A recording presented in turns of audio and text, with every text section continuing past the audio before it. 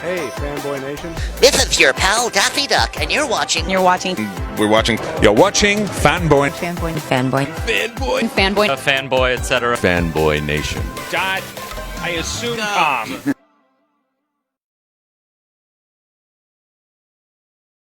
Our pre-interview's already been really fun. Let's see how the real interview actually goes.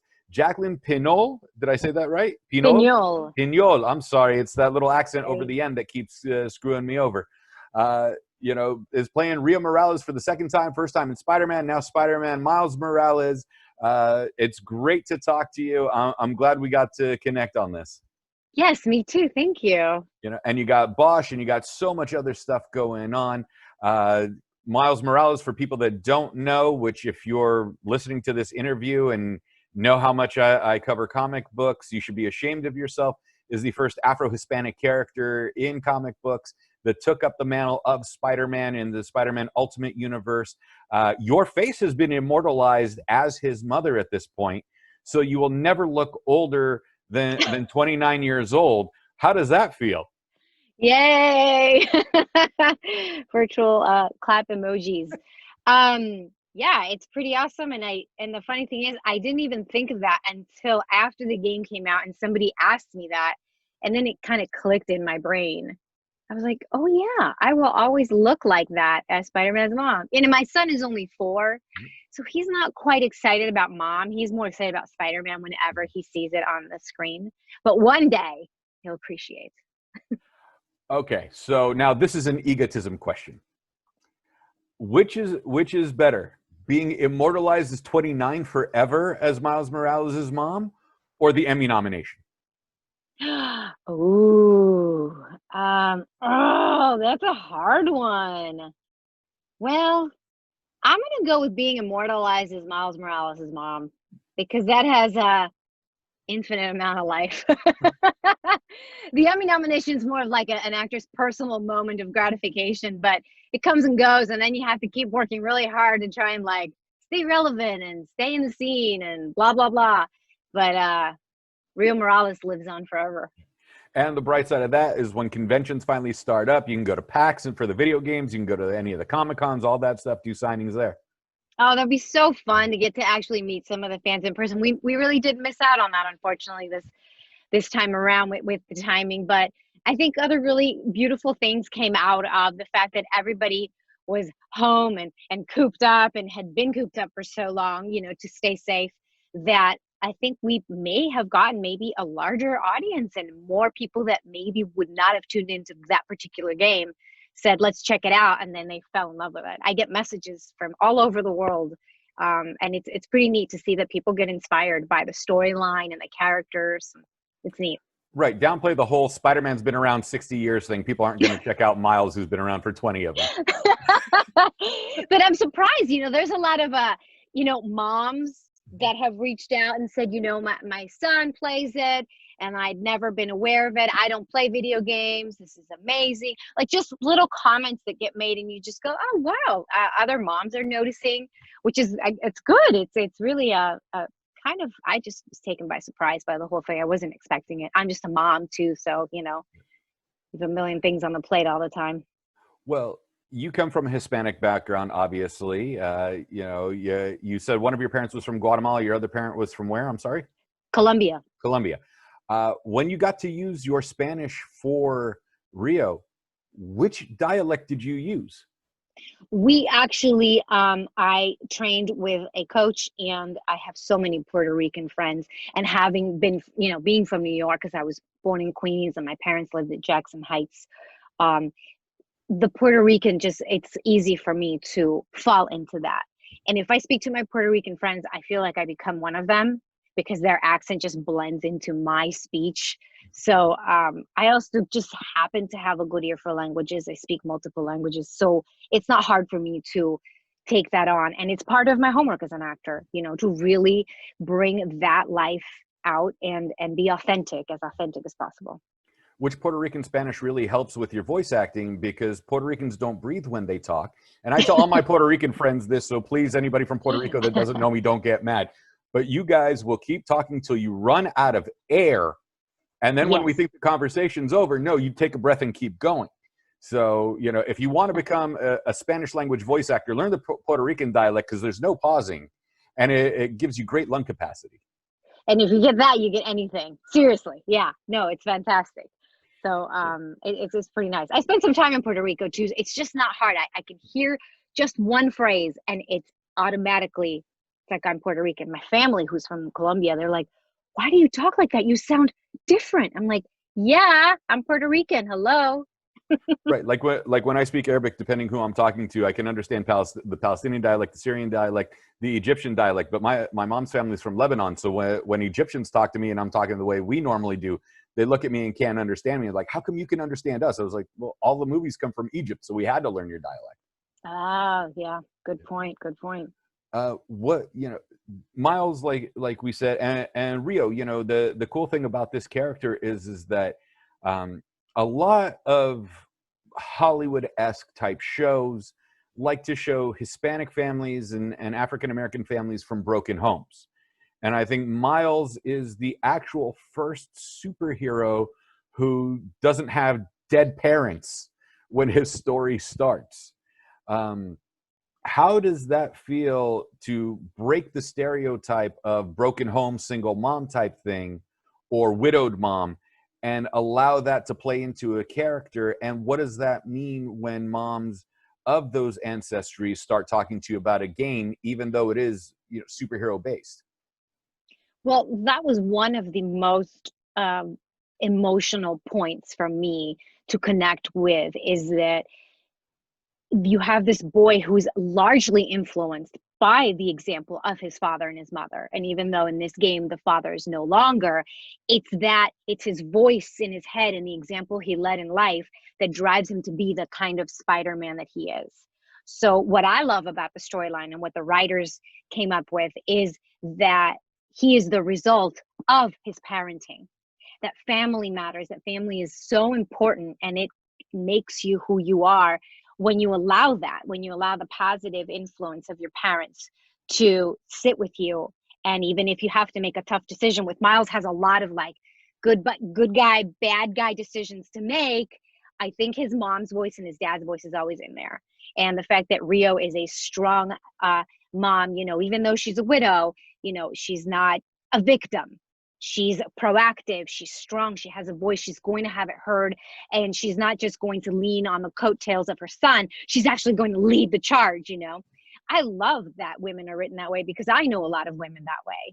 And I feel like I have days like that where I'm like, if I don't take this beast on, I'm not going to get through today, but I take it on as a mom, as a working mom, as an actor. I mean, there's so many hats that we wear.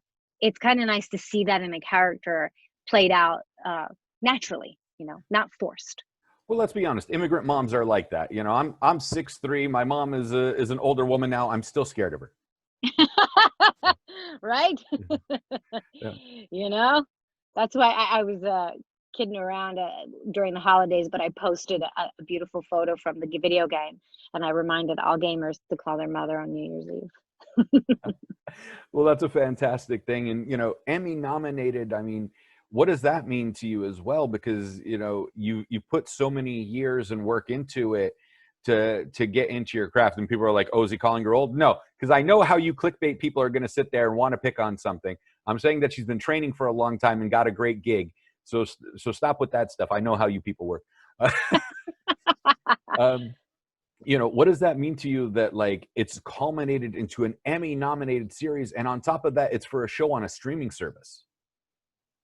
Oh, I mean, it's so nice to be a part of something greater without having ever had that expectation. Do you know what I mean? So truly, as an actor, you go in and you do your job like you're going to the office. You show up with your A game every day, you deliver. And I think that's what got that show its nomination, is that everybody does that. Anytime I was on set and I got to work with any actor in that cast, it's just everybody was top of game, you know, and I had to show up, and it felt good. You're more motivated, you're more driven, and I see it in the result. I'm such a fan of watching it myself, so it's really a very nice thing to see happen to the show and to all the casting crew. Well, it's a great show. It's a great cop show. You know, I mean, you're immortal. You were in the Minions doing voices as well. You know, you do all sorts of stuff like that. But on top of it, now you do dog rescue. Like, do you sleep at any point? Oh, it's hard. I do get some rest. Yes, so we rescued our dogs, and then one leads to another and another, and then you have a pack of six, and then the hubby goes, "Can we stop?" So, we're not going to get more of our own, but we will not stop advocating and getting the word out about adoption and rescue. And I am launching a podcast based on dog rescue and adoption in a couple of weeks. I'm really excited because I am going to be in your seat, and get to interview these wonderful rescue organizations and people from all over the United States doing wonderful things for dogs, and why we're going to find out why we need to spread that message more. Nice. Can you give us the name, or is the trademark Yes. not official yet? No, yes, it is. It's called the Canine Condition, and it's the word canine, and it's going to be on all the podcast platforms. It's the Canine Condition, and I'm going to be hosting and telling lots of stories about dogs. And, I didn't grow up liking dogs. I was fearful of dogs. Didn't want a dog near me until I was after college. But here I am, mother of 6 dogs and a human, and I'm making it happen. And a musician husband on top of it. Do you have 2 booths in the house, where one is one for your own audio recording in ADR, and the other we one use for this his? one. This is my booth. If you can see, this is like a 4x6 studio within a studio. So we have the outside and the inside of it. But yeah, it's great. So all the instrumentation's out there, and then the voices in here.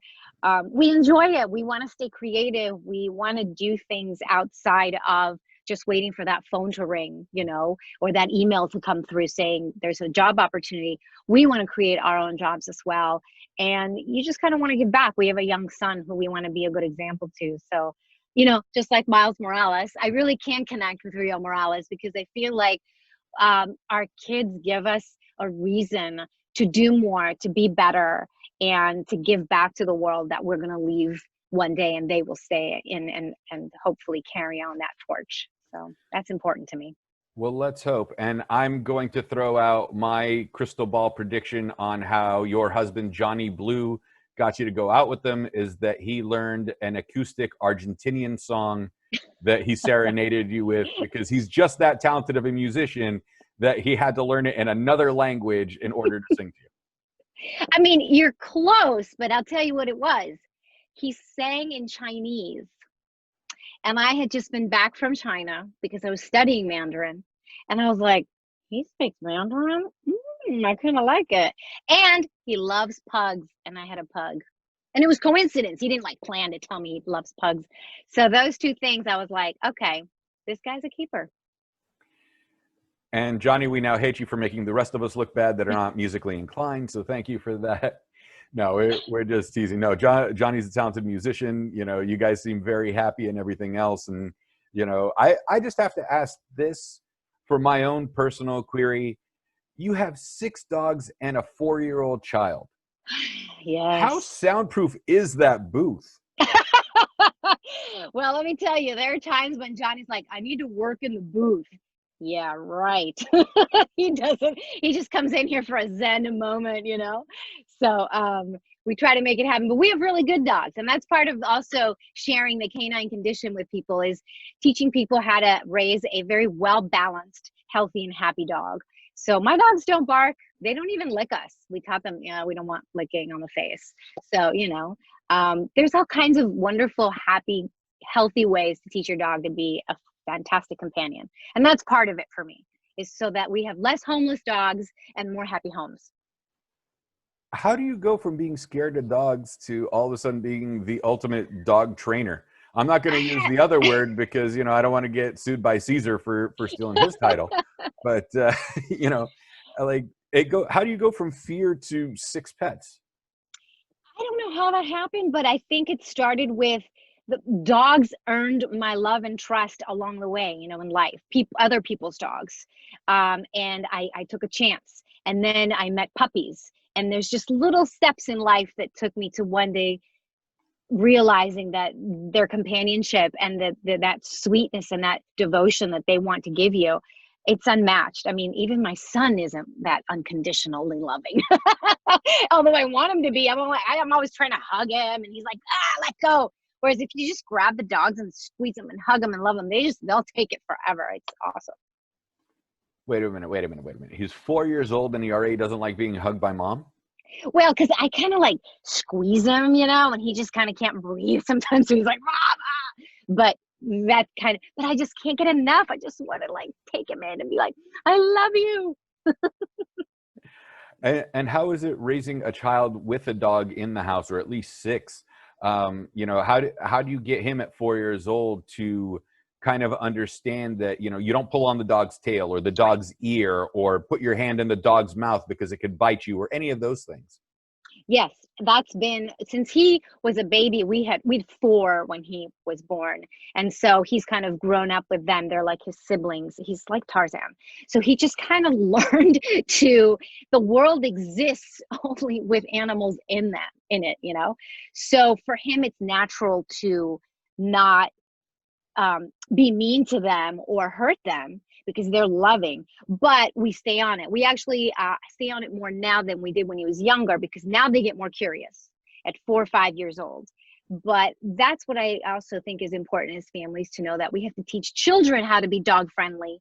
Sometimes it's not so much teaching the dogs to be kid friendly. It's a balance, and I'm on it all the time. There's rules, there's boundaries, and everybody's got to follow them. So with the Dog-U series, as yes, thank it you. says in the press release, Dog-U series, I got to correct myself, the Canine Condition, is the old adage true? Obedience school is really for the owner and not the pet. So, it's the human that's being trained in how to deal with the animal.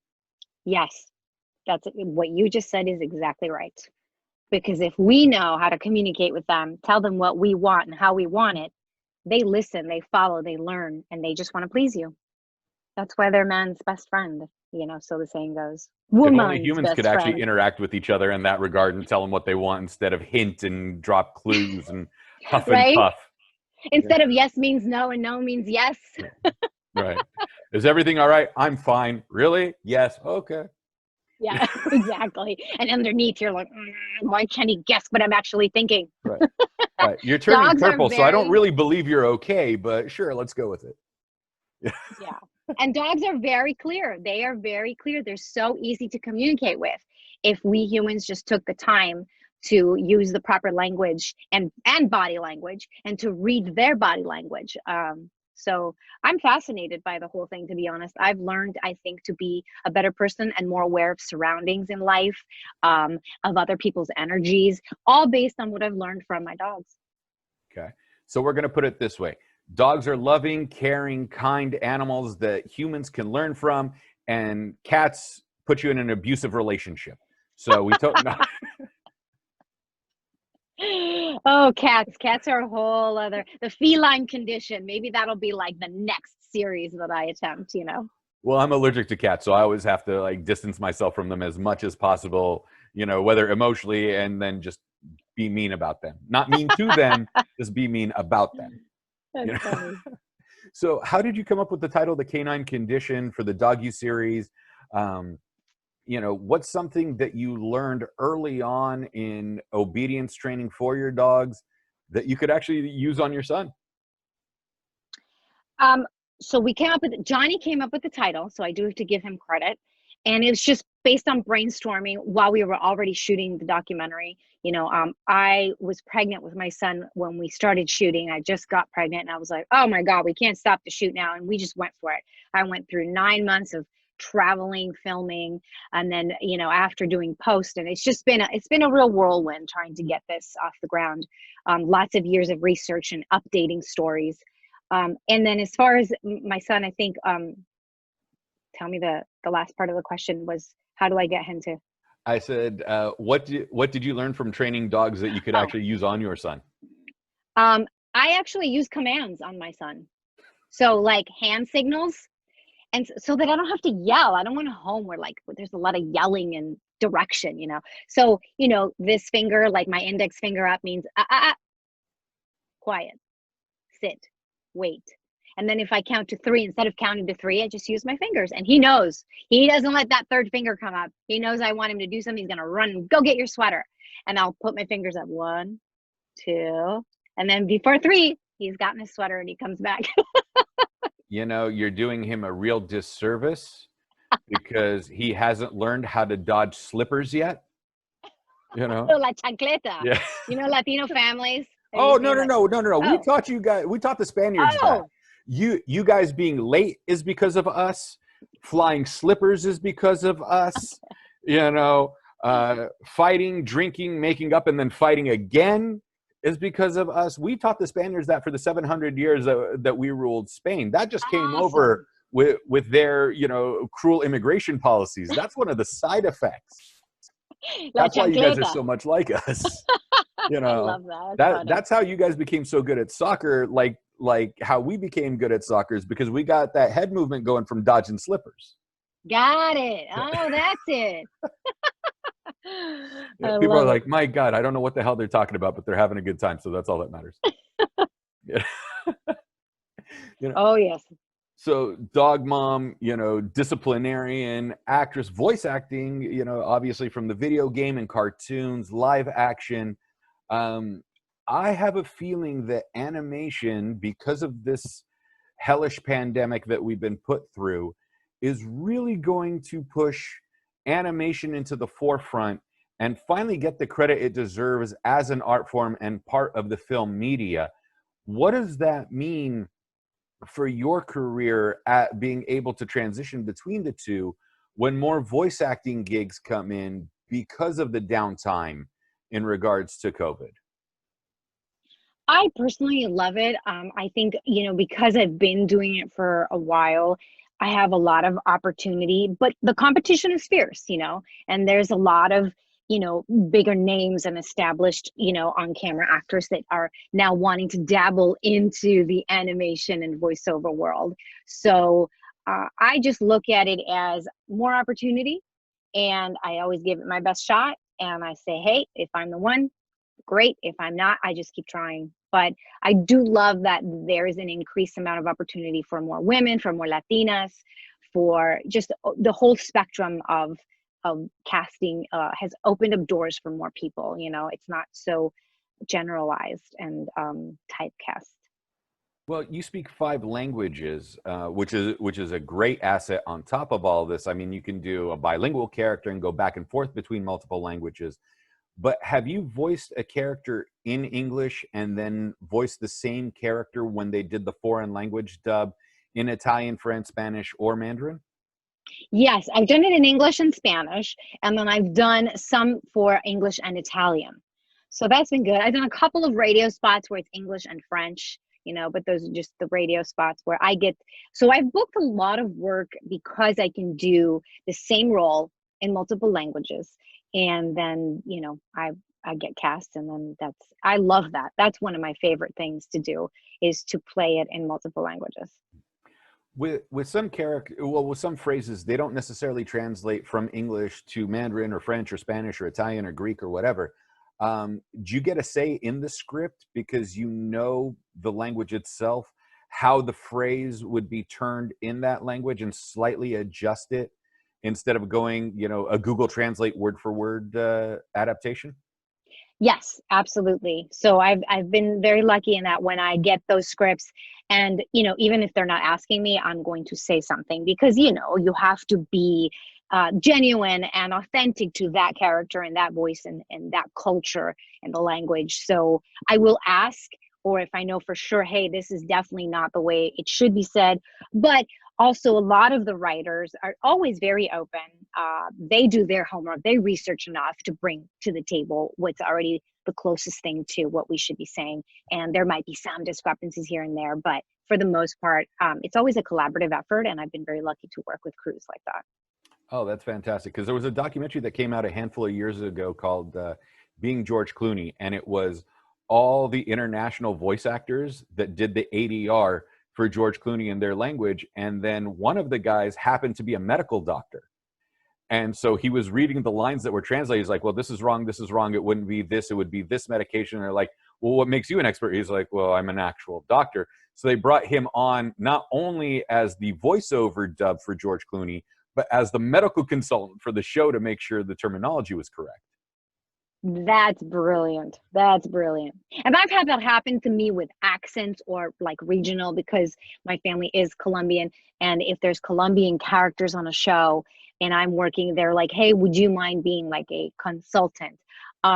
Usually I shy away from that because it's such a demanding job that on top of everything I'm already doing, I just can't take that on.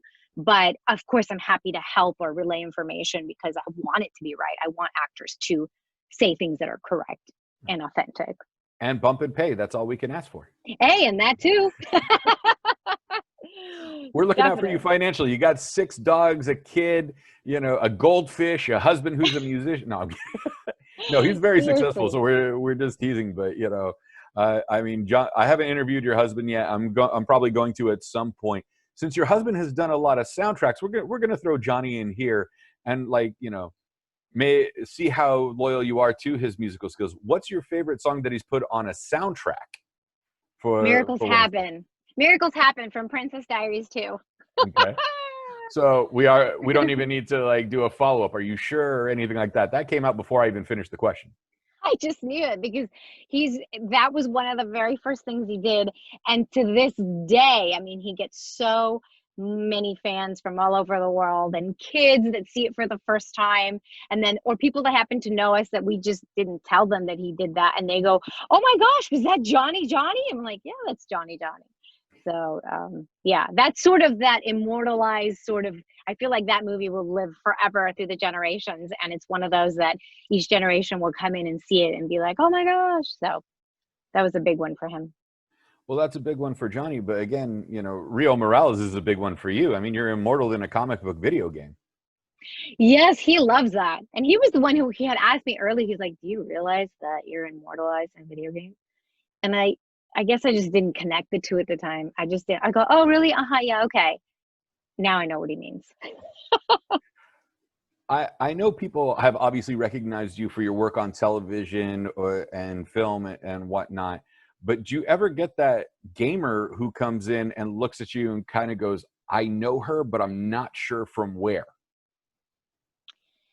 I haven't gotten that yet. And, you know, because Rio Morales has gotten so much attention and recognition with this second game, you know, I feel that the fan base has grown and it is greater for Rio. But we've been in COVID, so I'm never out there. No one can see me.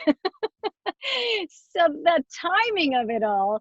But I think once we get to some normalcy and we can just, you know, be out there and be in social places and gatherings, that I bet somebody is going to say something. I have had my friends' kids play the game, and my friends who don't know I'm in the game suddenly walk by the TV and they go, oh my gosh, that's my friend Jackie. And they'll take a picture of their TV screen and they text it to me. They go, is this you? I'm like, yes, it's me. And they're like, you didn't just model for the game, you voiced it too. Yeah. They're like, my kid loves you. My kid's watching you right now. So that's kind of nice. It's sweet and endearing to get those messages. Yeah.